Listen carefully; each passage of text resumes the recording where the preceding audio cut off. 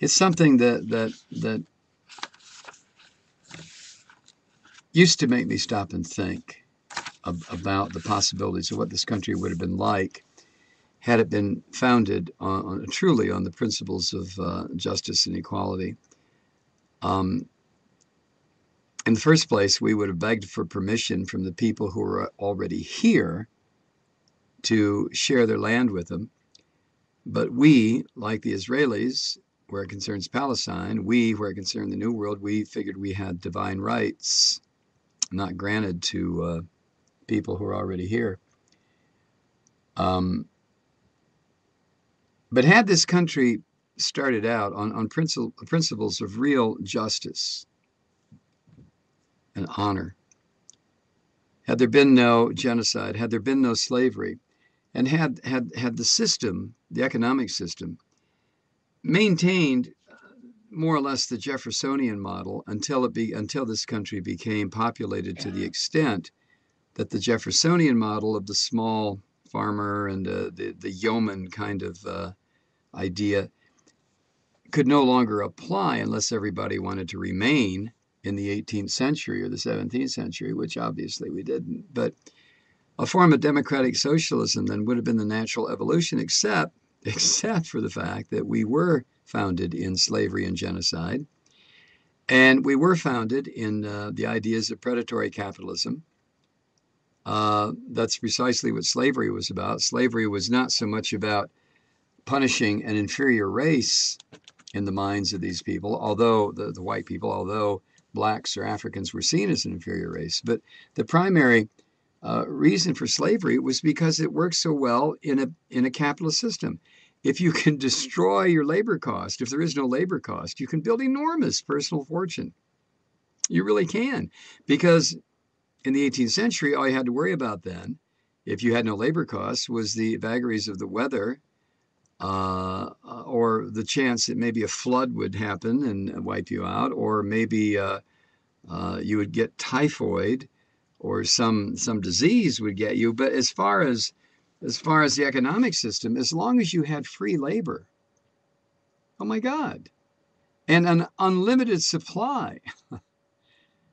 Now, granted, the white plantation owners had to buy the slaves, but once you made that initial investment, well, you could breed them.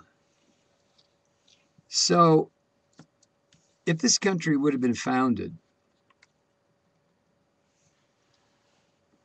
on real principles of justice and honor and truth and decency and fairness, I used to play this head game with myself, thinking, where would we be by now, 230 some years into our existence? My God, it could have been uh, some sort of imaginary utopia. But that's not what we chose to do. We chose to butcher and murder the people who were here, and we chose to import other people as chattel, as slaves, as property. And our Supreme Court backed that up and said, no, no, no, no, no, no, no, no. Property is property, sorry. They may look like human beings, but they're not. Not as long as they're property. They can't be both. Yeah. But capitalism now is at the point where, and I don't know why we all just can't look out our windows and see this, for God's sake. It is eating everything alive. It's like Stephen King's Langoliers. It's just devouring everything in its path. Everything. And it's run by a smaller and smaller cadre. Oh, the League of Billionaires keeps getting bigger, but the ownership, the manipulation, the manipulator class it's being reduced to fewer and fewer hands running this global economy, this global suck of resources and human lives in capitalism. And apparently the only way out of this apparently is the destruction of the planet. brought about by the further exploitation. Capitalism is what is that? It caused global warming. You disagree? Of course you do. You're a teabagger. You can find your ass with both hands in broad daylight, you dumb freak. But I mean, reasonably normal people, is there an argument? Can anyone argue with that? What was the Industrial Revolution? When did this start? This pollution and destruction of the environment. When did it start? Huh? Take a look at London in the mid-19th century when people were dropping like flies because there was no air to breathe. There was a suspension over London, but it wasn't air. And what was that about? Was that about cook stoves, or was that about the use of so-called soft coal by all the industries that were popping up, all the little nest of predatory capitalism that were beginning and expanding? And what about the Holocaust? What was that brought about by? Was that brought about by hatred of the Jews? That's what it was on the surface. But who funded Nazism? Who made sure that the death camps could run as efficiently as possible? Was that socialism that did that? Was that agrarian reform that did that? What was it that did that?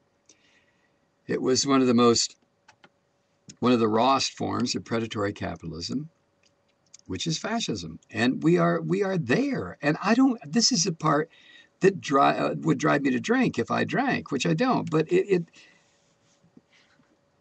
why don't we all, in a blinding Jungian moment of collective consciousness, why don't we realize this and make it stop?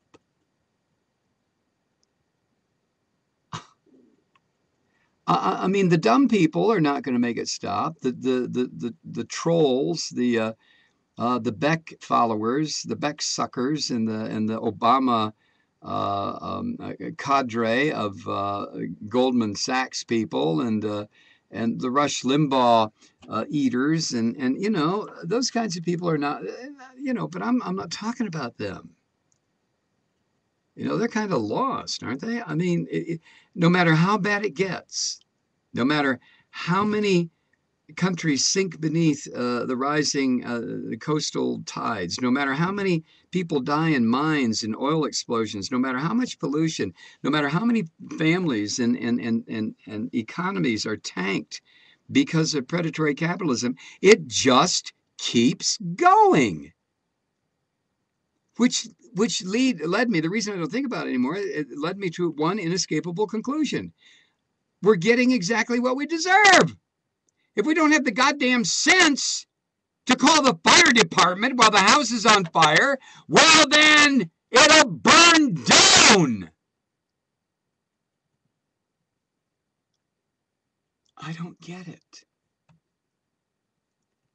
I just don't understand why we don't do something. It's happening right in front of our eyes. And then you have this hearing today where 4 or 5 or 6 or 7 of the most visible predatory monsters in the history of the human race sit there and just give the finger over and over and over again to so-called representatives of the people, who are mostly bought and sold by the same people who are sitting there giving them the finger. It really is madness. And this is why I stay pissed off all the time.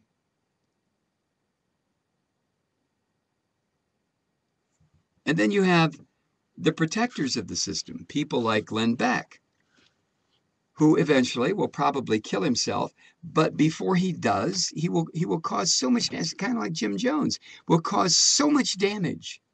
And then you have Rush Limbaugh, who eventually will eat himself into a coma and die.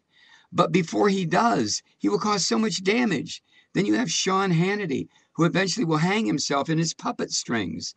But before he does, he'll cause so much damage. Why? Why?